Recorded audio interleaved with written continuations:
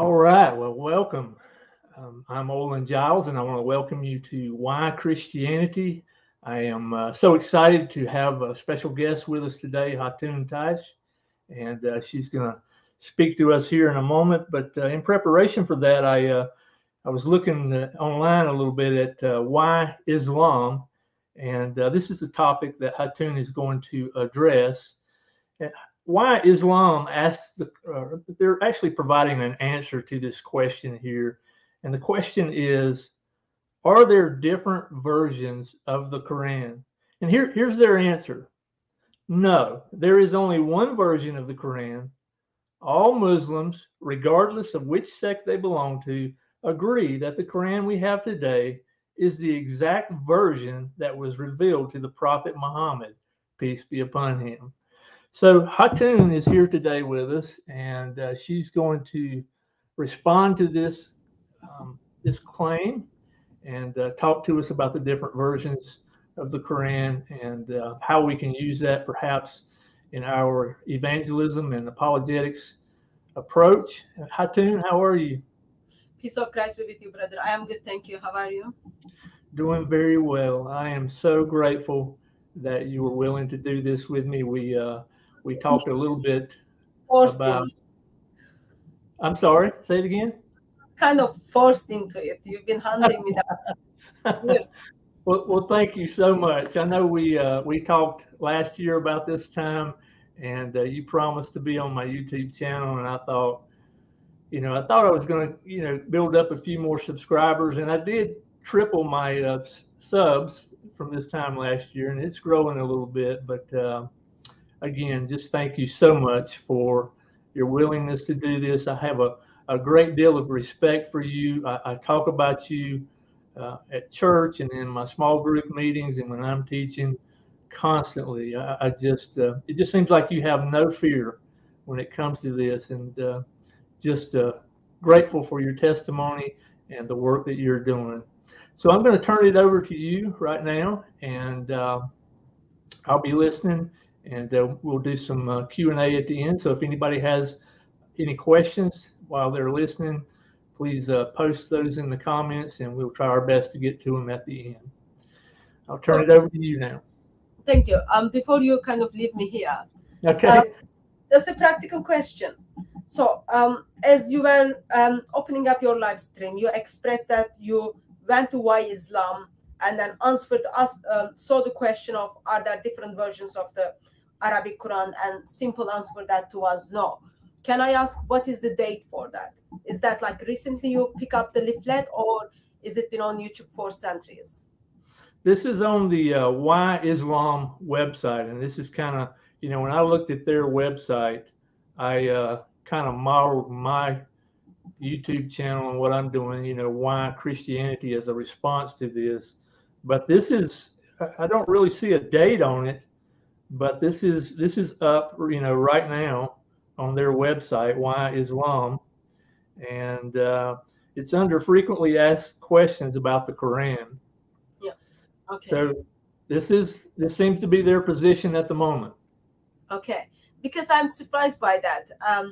Reason for that is that statement has been circulating in Muslim world for a couple of decades now. That Yeah. has been perfectly preserved. Sunnis, Shiites, Muslims in Morocco to in Japan to in the US, everyone is exactly following the same Quran. That's been like information people are circulating last couple of decades. It's all over YouTube. They've got leaflets, but also I come across books missionaries are writing to make sure that people don't say those things. So therefore, I was shocked a website like Why Islam is still putting these false informations. That's shocking. But yes, in next half an hour or so, we tackle with do Muslims make these claims, but are they true claims? So we will deal with that. Thank you very much for having me. And in case I forget, I don't have the gift of encouragement, all those kind of things. Thank you very much for your faithfully serving our trying God and going out, engaging with imams to Muslims, and even using the platforms to preach glorious gospel. So thank you very much for that. Okay, so as you expressed, a main claim is Quran has been perfectly preserved from Muhammad to today. Wherever in the world you go, there will be only one Quran. You will have Muslim missionaries, Muslim scholars, as well as someone who doesn't know anything about Islam. They exactly the same thing.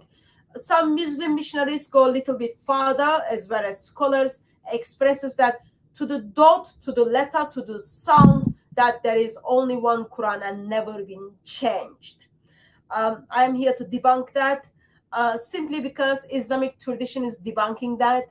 Early Muslims are telling us there was never one perfect Quran from time of Muhammad, and today Muslims are telling us the same thing, that there was never one perfect Quran, dot by dot, letter by letter, sound by sound, word by word has been perfectly preserved. So that was a lie end up in Muslim world last couple of decades. So let's go back to time of Muhammad. And then remember a couple of Islamic stories. Brother, if you need the reference, just let me know. I'll bring up the references. So we go back to time of Muhammad, and then we read the stories where individuals are fighting with one another in the mosque. And as the fight takes place between individuals, father-in-law of Muhammad is hearing someone is reciting Surah 25. The way Surah 25 is being recited is very different than what Umar learned. So Umar kind of gets a little bit upset. Tradition tells us like the way recitation was, like the way Hisham was reciting, that was very different from Umar. Umar was about to jump over him during his prayer, but he controlled his tempo. And then when he finished his prayer, when Hisham finished his prayer, Umar put his upper garment around his neck and seized him, and then questioned why he was reciting Surah 25 differently. Both of them went to Muhammad, and then Muhammad heard both of recitations and then expressed that Quran revealed to him in 7 different ahruf. So this is very well known story from Bukhari 514 to 561. Here's the problem with this story. Muslims would kind of know about it. They are very much aware. This expresses that there are different versions of the Quran at the time of Muhammad, because Umar and Hisham are reciting two different versions of Surah 25. Umar and Hisham belong to the same tribe. Both of them are adult and both of them are male. They speak the same dialect. Why is the Quran coming to one tribe, so one people group, in different ways? That's the first question we need to ask. Which version of Surah 25 made into the Quran today? That's something else we need to ask, because there are different ways. Why at the first place there are different ways? Another question.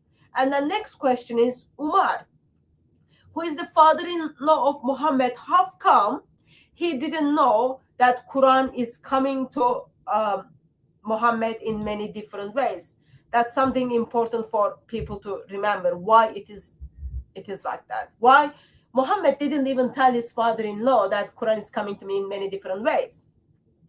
We've got very similar story from Sahih Muslim 1787, where this time in the mosque, it's Ubay bin Ka'b.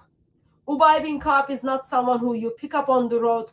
Ubay bin Ka'b is the one where Muhammad states, take the Quran from. Okay? He's someone important. Ubay bin Ka'b is in mosque.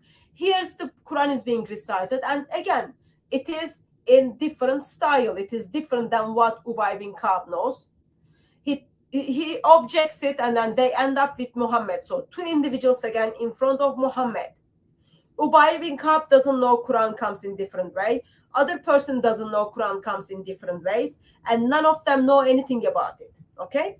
Even though we know Umar's story was happening before, or even if after that, like no one knows about it. Muhammad hears both of the recitations, And then he approves both of the recitations, says, yeah, this is how the Quran is revealed to me. But interesting thing happens in the hadith says, Ubay bin Ka'b, there occurred in my mind a sort of denial which did not even occur during the time of Jahiliyyah. Even before the time of Islam, Ubay bin Ka'b never had doubted that much, okay? When Muhammad sees that there is a doubt in the face of Uthman, Ubay, Muhammad strike him on his chest, which caused him to break into sweats. So here's the problem so far what we have. We've got two hadith. In two hadiths, we've got different individuals, two individuals in first, two individuals in second hadith. Both of them are not happy how the other person is reciting the Quran. In both of the hadiths, four people are reciting all together the Quran, and no one is happy how the Quran is being recited. In first one, Muhammad says, it's okay, recite in this way. That's okay, recite in this way. Even though those recitations were different from one another. It was not only like how I say water or how you say water. It was different that Umar wanted to grab the other person from his neck during the prayer. In the second hadith, Ubay bin Ka'b, master of the Quran recitations, he's hearing the Quran in different way. He is not happy. Muhammad beats him until he becomes happy.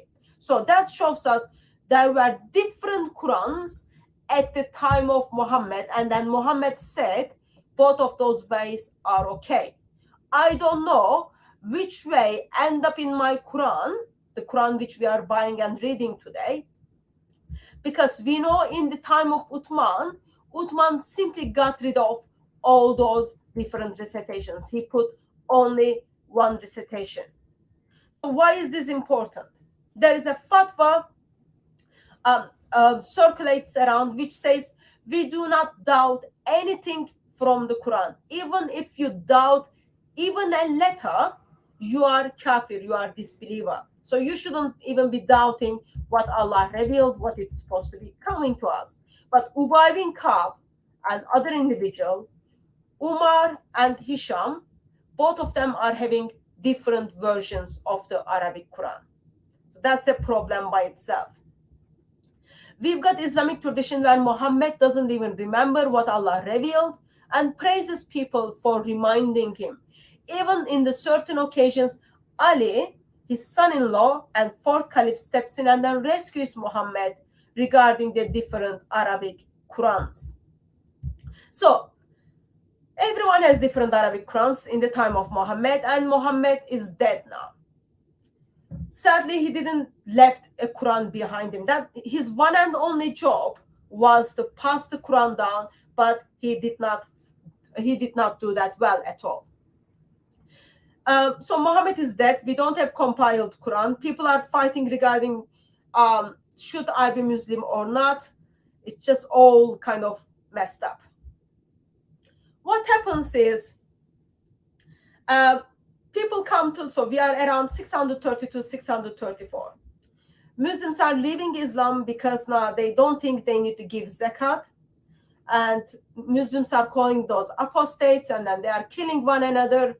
70 people who memorized the Quran from beginning to end died in that battle. 70 people. Muslim world is shaking that now they are kind of a bit having problem that they are losing the Quran. Therefore, they need to compile the Quran. They are putting first Quran together in the intention of we are losing the Quran. We've got to put whatever we left. Quran is being compiled under the Abu Bakr, and then pass it to Umar, and then pass it to the daughter of Umar, Hafsa, who was also the wife of Muhammad.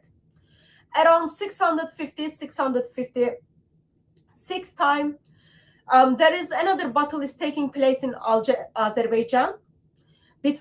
So Muslims who are reciting the Quran in that battle are having some problems, because one group of Muslims is reciting Surah 196 different than the other group. And the way Quran has been recited causing Muslims to call one another as kafir disbelievers. So remember, even if you doubt even one letter of the Quran, you are identified as kafir.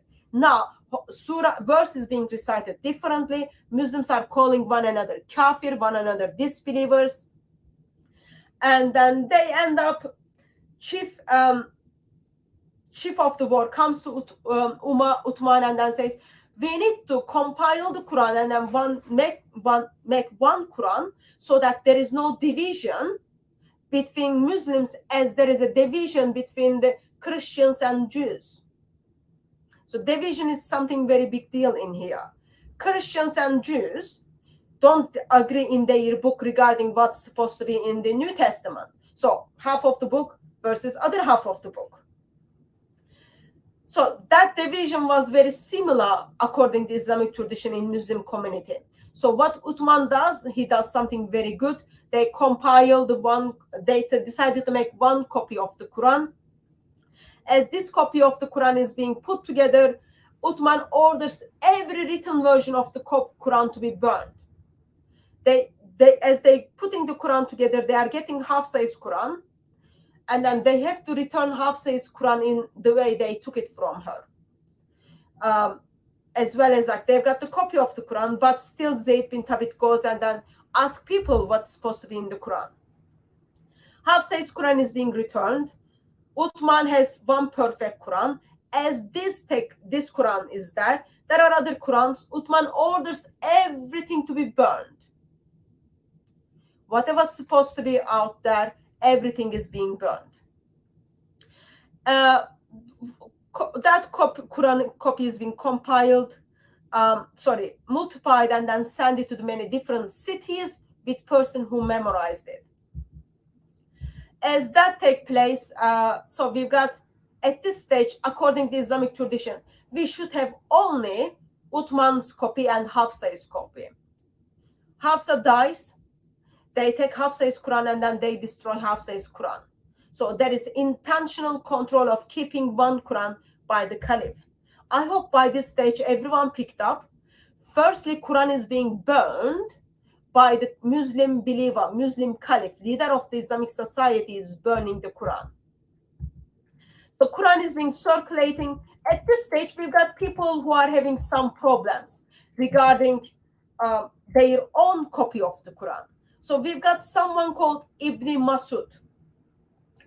Ibn Masud's copy of the Quran was different than what the copy of the Quran compiled under the Uthman. So this is only 20 years after the death of Muhammad. Okay. So tradition says when the Musafs were ordered to be burned, this offended Uthman ibn Masud, and then he said, whoever can keep himself a Musaf, let him keep it back. Whoever does so will bring forth on the day of judgment. He doesn't want people to kind of let their Quran to be burned. He wants their Quran to be kept, and their Quran is different from what Uthman compiled. And then Ibn Masud continues and then goes on. I have recited the Quran from the month of Muhammad, 70 surahs, while Zayd bin Thabit was still a boy. So shall I live what I took from the month of Messenger of Allah? So he's saying, well, I learned 70 surahs from Muhammad himself, while Zayd bin Thabit, who compiled the Quran, was just a child. So are you telling me I need to give up what I learned from Muhammad? People didn't like Ibn Masud. They broke his book. Sorry, they broke his hip. And then they kind of forced him to, Muslim says they kind of, at the end, Ibn Masud agreed what's supposed to be in Zayd's, agreed what Zayd put in his Quran.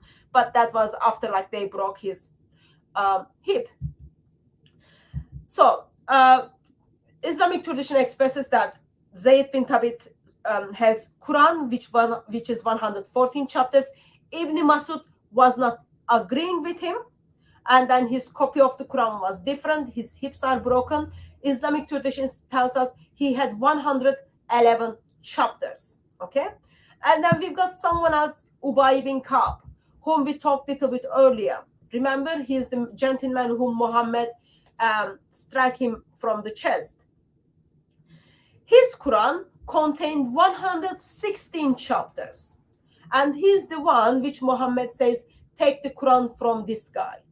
So with only like 20 years, you've got a Quran, which is 111 chapters. You've got Quran, which is 114 chapters. You've got Quran, which is 116 chapters. I am not even talking how the big chapters of the Quran got missing. I'm not even talking how the animals came and then eat the word of Allah. That's like something little bit different. I'm not focusing on that right now.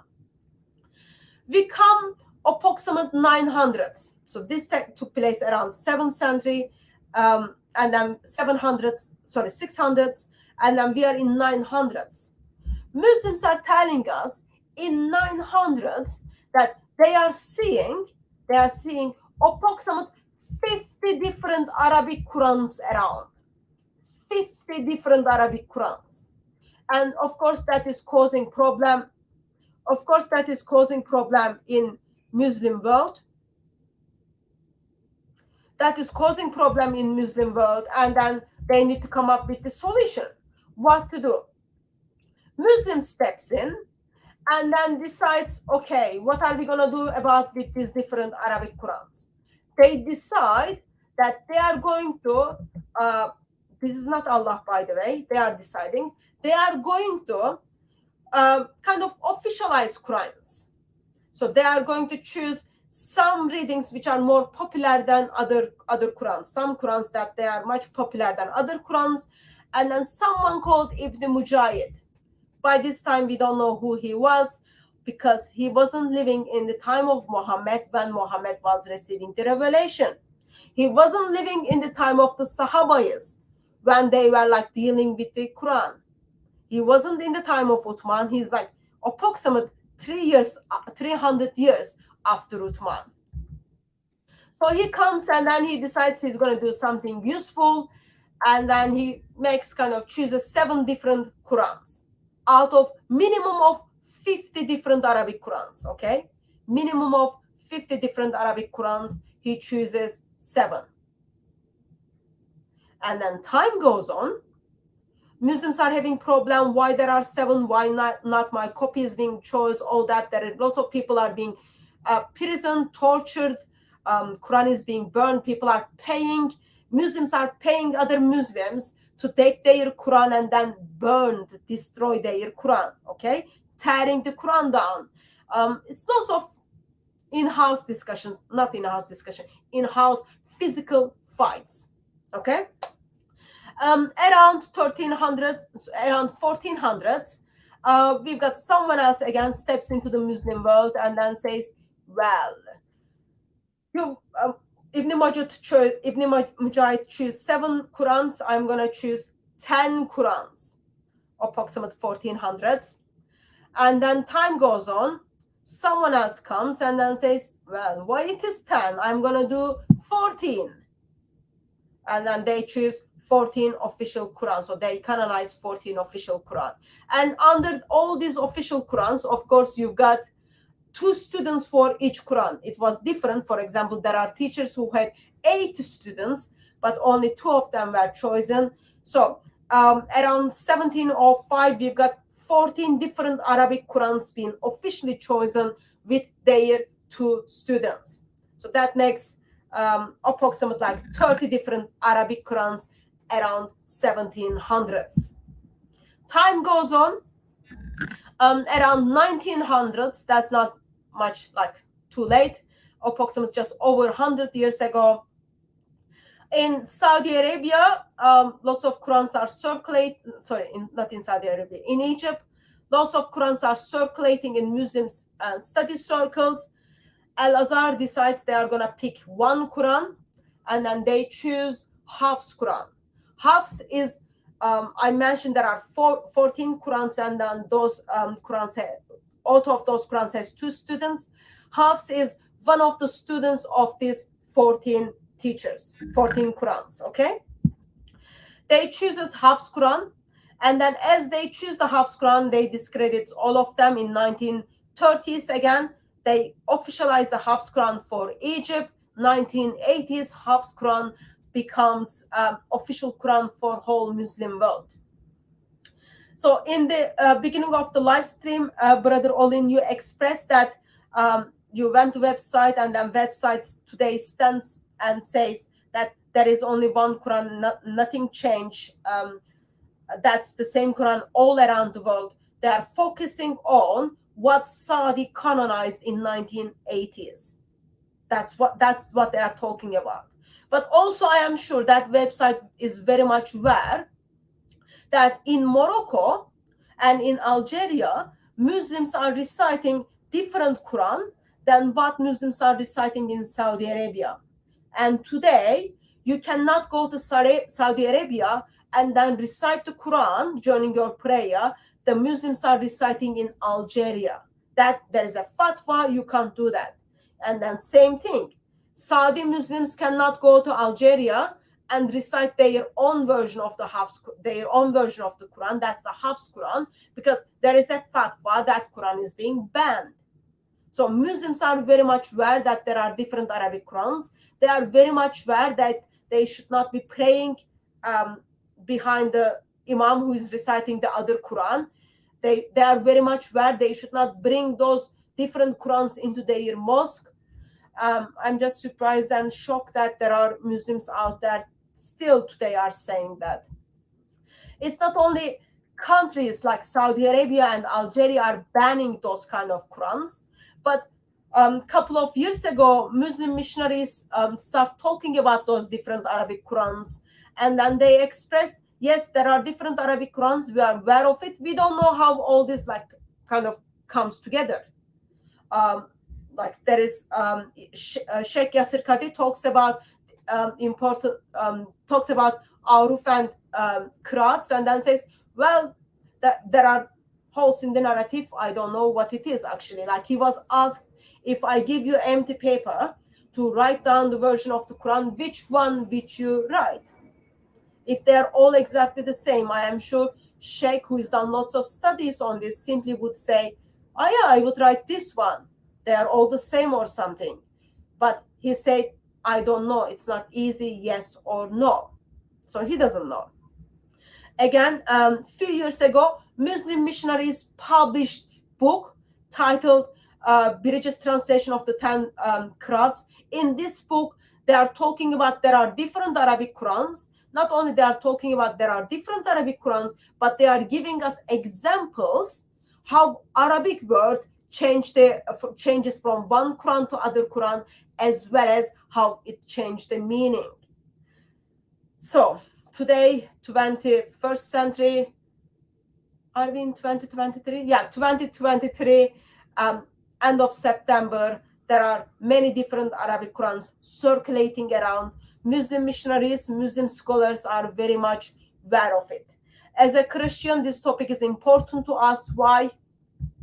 Because Islamic tradition tells us that the way Muslims are going to recite their Quran is going to affect their eternity. That Quran is going to intercede for those who recited it. Even in the certain occasions, it's going to take shape of man and shape of bird and argue with Allah regarding those who recited it.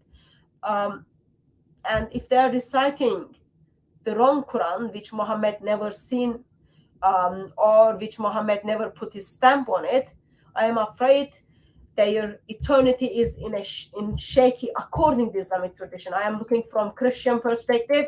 Doesn't matter which Quran they recite, they are gonna make their way to hell unless they turn to Lord Jesus Christ, who is identified as the eternal Word of God.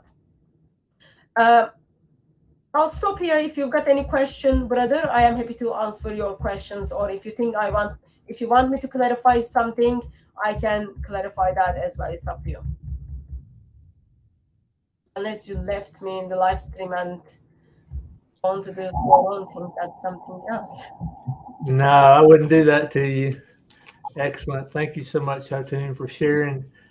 If you have questions to ask Hatun, please post those now in the comments. I have a few that I was writing down when I was trying to keep up listening to you.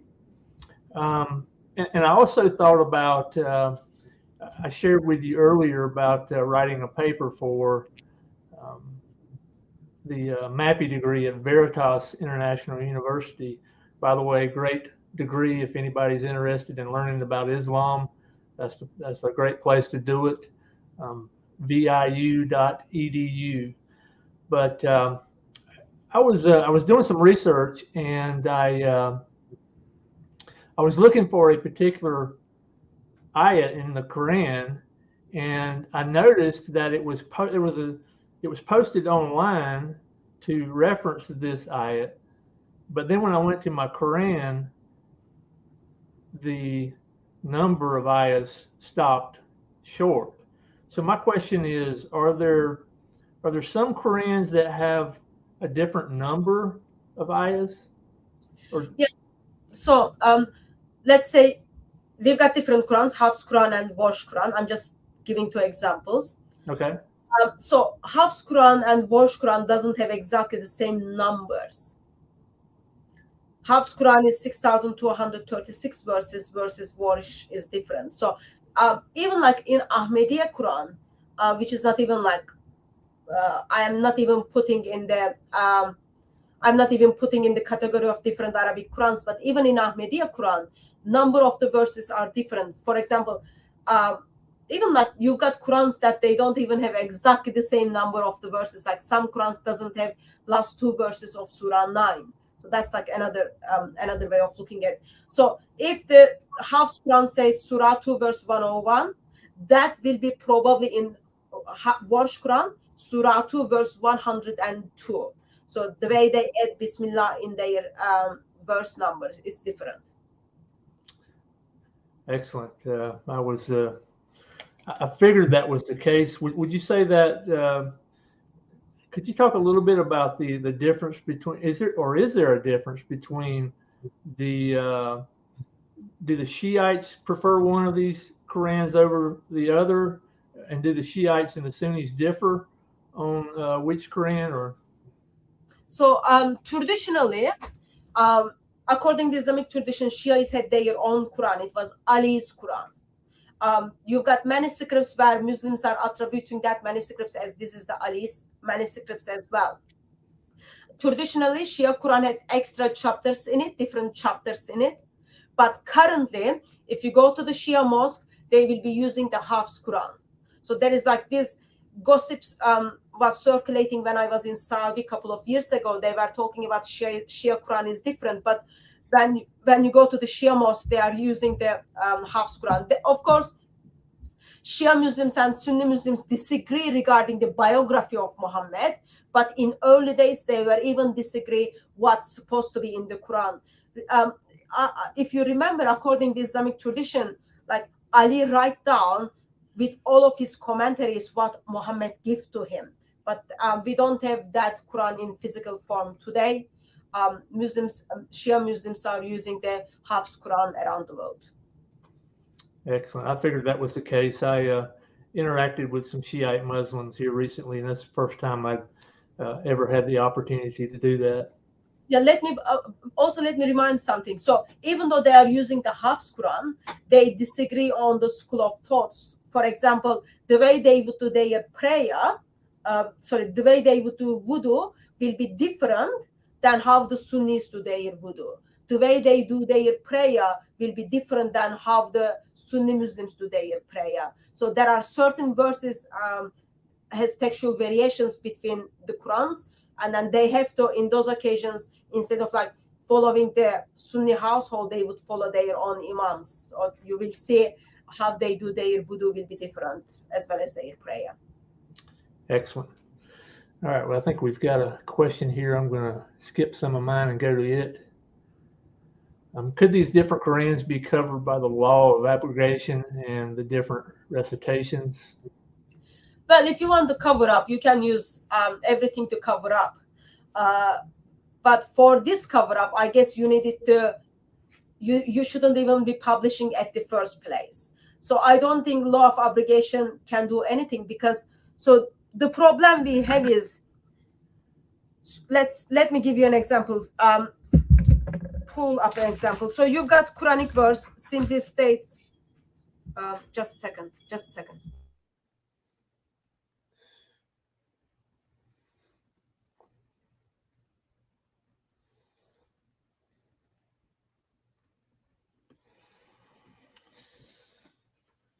All right. Well, if you have any more questions, please post those while you have the opportunity. So, sorry about that. That's So all right. we've got Quranic verse, for example, talking about feeding the poor person. That's Surah 2, verse 184 of the Quran. So in one Quran, it is talking about feeding one person. In other Quran, it is talking about feeding more than 2 or 3 people. So one person versus more than 2 and 3 people. Then the question, if you are saying like, oh, it's abrogated from 1 person to 3 person, then like it should be all together like 3 person at the first place, or it should be all together as 1 person at the first place. So abrogated verses, like some verses are in the Quran, and then you got footnote says this verse is being abrogated with the later verses, or some of the verses are abrogated and they are out of the Quran. They are in Islamic tradition where Muslims are today still practicing it, but they are not in the Quran. Their excuses this verse is being abrogated. So I think when it comes to the different Arabic Qurans, using the word abrogation doesn't make sense, because when we go back to time of Muhammad, the way Muslims were reciting chapters differently was causing problem, and then Muhammad doesn't say that was abrogated or replaced with better version or with similar version. He says both versions are okay, and then he goes a little bit further and then says, well, Allah revealed in 7 ways. Is that answering the question? Excellent. Let's see. Carm has one here. By the way, shout out to Carm for taking care of the comments on YouTube. She says, why won't Muslims acknowledge any of this? I'm not sure if we can say Muslims don't acknowledge. They don't want to acknowledge, but there are Muslims who acknowledge it. Like Sheikh Yasir Qadi acknowledges that there are different Arabic Qurans. Mohammed Hijab, a Muslim missionary who was questioning Sheikh Yasir Qadi about it, expresses now, yes, there are different Arabic Qurans, and how do you know which one is what Allah revealed? How do you know which one you should be following? So he talks with Quran only Muslims and then asks those questions. Muslim missionaries writing books about those Qurans. Early Muslims were talking about it, how there are different Arabic Qurans. Some Muslims are saying, oh, this is better than this, I prefer this. Like Muslims are talking about it. In 21st century, Muslims kind of choose to believe what their imams, their sheikhs told them. And in the face, because this causes doubt to Muslims. Therefore, in their face, information is there is only one Quran. Quran has been perfectly preserved, because they cannot say, well, we've got more than 37 different Arabic Qurans circulating around the world, which we don't know which one is what Allah revealed, because that will make Muslims to become ex-Muslims.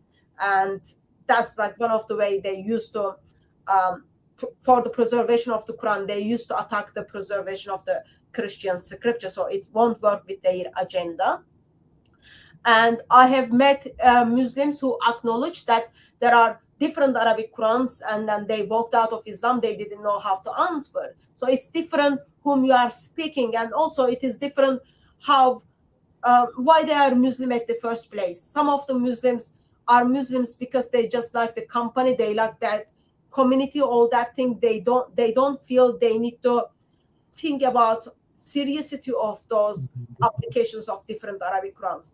As I expressed, theologically, it is the right Quran is going to intercede for you. That is like important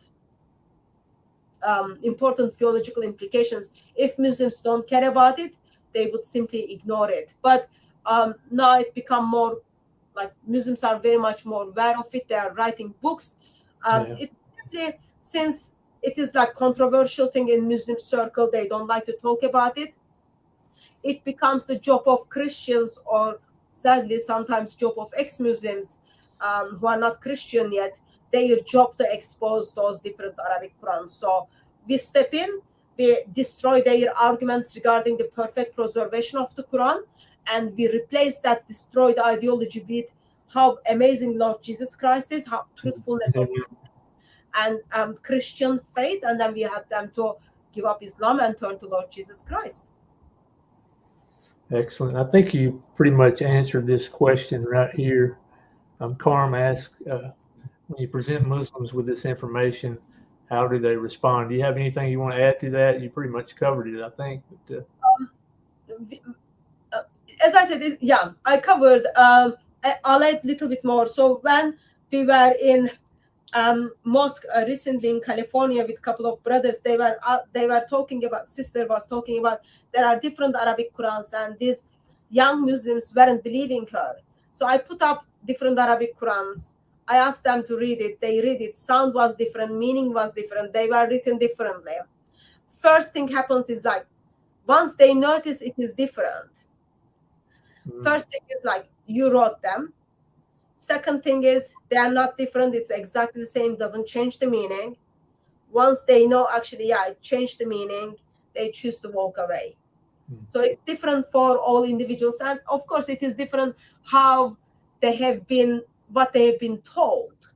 So we step in and then we ask simply the question, which is at the end, like as we show these Qurans, we are asking, which is the eternal word of Allah, which is in those tablets. Some verses contradicts one another. Some Muslims preferred one version to other version. Some Muslims say this is better than this won't work, this works. So which one is in the eternal tablets of Allah? That's the question we are asking. And both of those Qurans or many of those Qurans wouldn't be. It only has to be one. And Muslims who really wants to follow the truth, who thinks word of Allah is worthy for them to investigate, then they will look into it, and then they need to have satisfaction answer for themselves as well as for questioner who is asking the question. Excellent. This next question, I thought your point at the beginning about, the different people having the same dialect, belonging to the same tribe, but yet having a different recitation.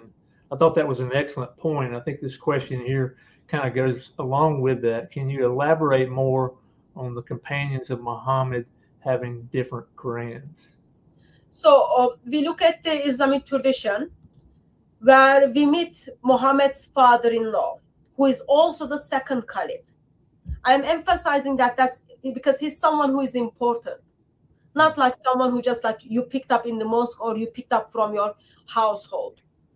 Second caliph, Muhammad's father-in-law, he is in a mosque, hearing the Hisham's prayer and recitation of Surah 25, and that is different than what Allah taught him.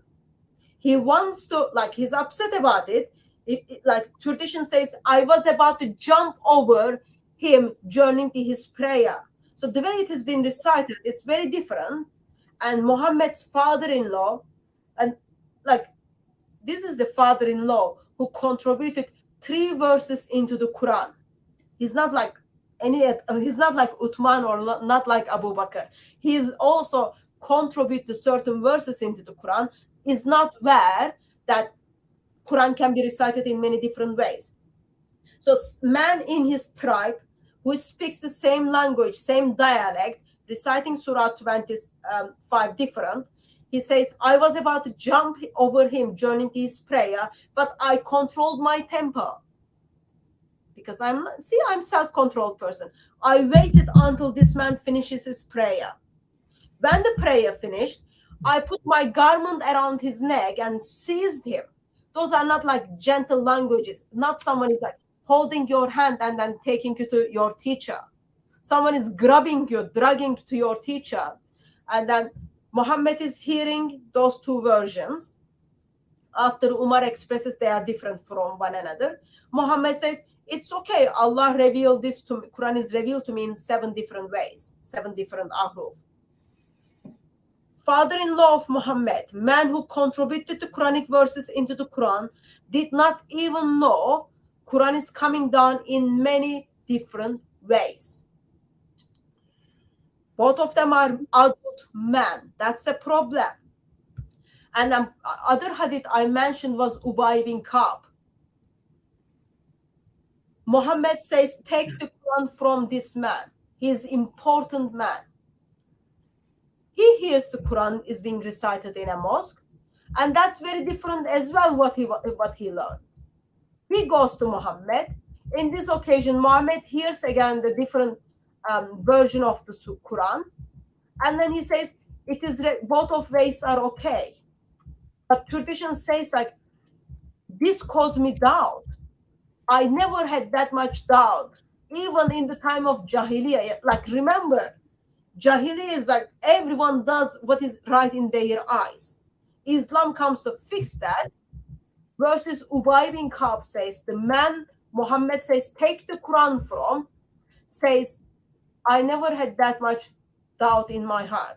And then when Muhammad noticed this, what he does, he strikes him in his chest, which caused him to have sweat. So that's painful strike.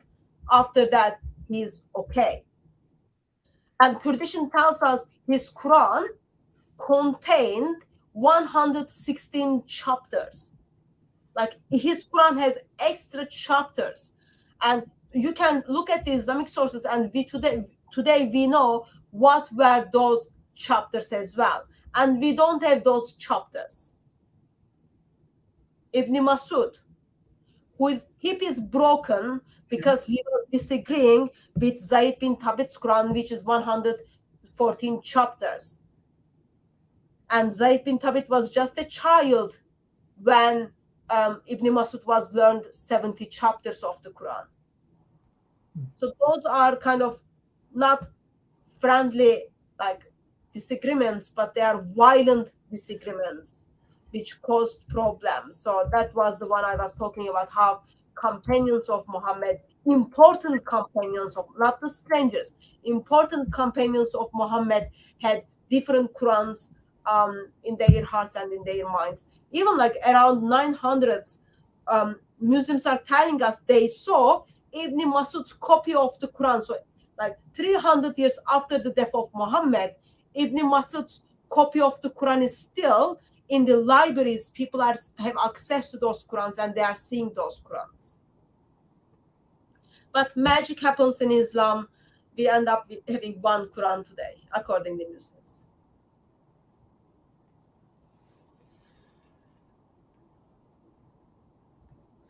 All right. Well, I got one more question for you, and unless there's any more in the chat here.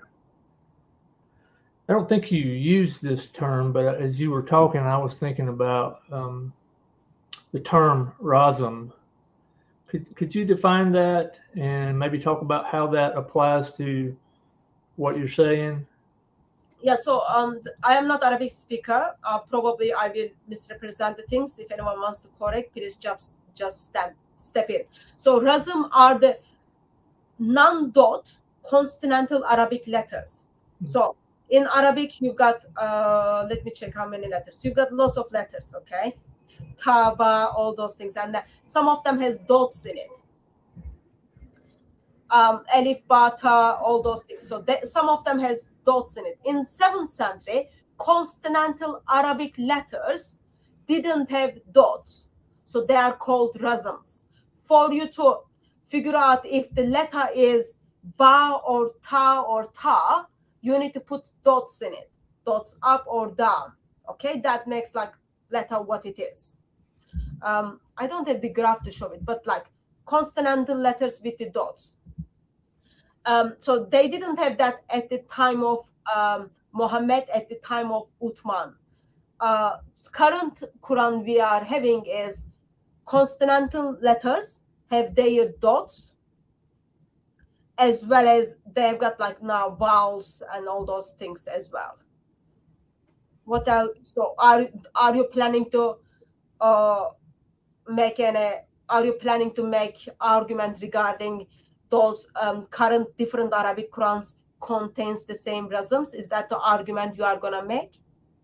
Well, I just finished up a class with, or I'm finishing up a class with Dr. Brubaker, and of course, he has a book out on that subject, and just thought it was relevant to what you were talking about. And listening to you, interact with Muslims in Dearborn over this topic, too. I thought about it, but I just never got a chance to ask you. Put something on the screen. Would you be kind enough and then put that on the screen?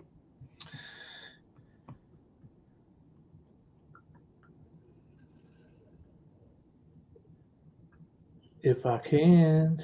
So what am I looking for here? Is it in the Yeah, so if you see the where my picture is at the end of your StreamYard. Oh yeah. Okay, thank you. Something else. Yeah. So here's the Arabic alphabet. I'm not Arabic speaker, so probably I won't make that much sense. But here's the Arabic alphabet. Hmm. The letters which is circulated in yellow, they are unique. They don't need dots. Okay. But the ones which are not circulated in yellow, they look very similar to one another. Okay, so ba, ta, ta. Only difference between them is where the dots are. Okay, wherever you put the dot, you make this constant, you give sound to this consonantal letter. So in 7th century,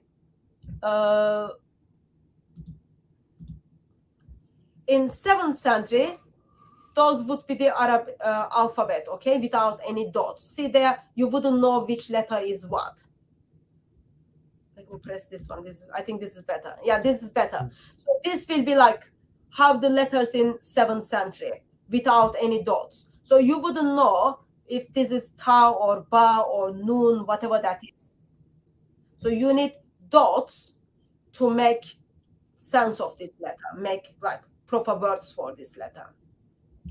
So you will hear from Muslims, they are going to say, yes, we do have today different Arabic Qurans, but they all have the same razm. That means all of the consonantal letters without dots, they are exactly the same. So therefore, we should be able to trust those things. But I'll make it, you can stop sharing my screen if you want. You can make a case from different Arabic Qurans. That is not the case, because when we look at the Islamic, when we look at those different Arabic Qurans, we see, first of all, as the first Qurans Uthman sent it around, they had a problem with their razms. So Islamic tradition talks about manuscripts had, Uthmanic manuscripts had different razms from one another, as well as today's current Quran. For example, Surah 3 verse 133 and Surah 57 verse 24 have extra consonantal letters from one Quran to other Quran. And you are talking about Dan Brubaker's work. He published a book regarding how Muslims intentionally edited certain consonantal letters, even like, I'm sure Dan Brubaker wouldn't do that, but you can just grab his book and then make fun of Muslims, how they intentionally forget it Allah, and then they edit Allah in their manuscripts. Imagine, like, Allah is forgotten. The one who Quran's supposed to be his speech, his word, they even forgot to put Allah in the manuscripts, and then they edited those. I'm not sure if that I answered your question. Ultimately, Allah forgot to put his name in there, if that's his word, yeah. Did Allah forget, or the ones who were writing forgot it, and then they said, oh, let's add Allah to make sense of it? So yeah, they edit consonantal words there. Excellent. All right. Well, thank you again, Hatun. I don't see any more questions, but just want to thank everybody for joining us. And thank you for taking the time to do this. I'm so grateful that you were able to come on. And I was going to ask you, do you have a video perhaps on your channel that speaks on this topic that maybe I could add to the description? Maybe you could send that. We've got lots of videos on the topic. Okay. Not sure which one should be sending, but yeah, I'll send you the video of summary of like what we did a couple of years ago at Speakers Corner. But now, because Muslims start kind of talking about it, responding it, there are like videos regarding what Muslims are saying and respond to them as well. So anyone interested can simply check them out. I'll send you a link to Muslim books regarding on the topic. Okay. Such as Bridges' translation of the 10 Qur'an. people can get access to that and then can use that, because simply Muslim author tells you this word is in Arabic different from this Quran to this Quran, and then he puts the what the word is in different Arabic Qurans in footnotes. Very helpful resource. You don't need to kind of even say anything. Just ask Muslims which one is the word of Allah, which one is in internal tablets. Excellent. That's exactly what I was looking for. Thank you. All right. Well, Hatun, bless you. We're praying for you and your ministry. And again, I just can't thank you enough for being on here today. And thank you again to everyone for watching. And we'll see you next time.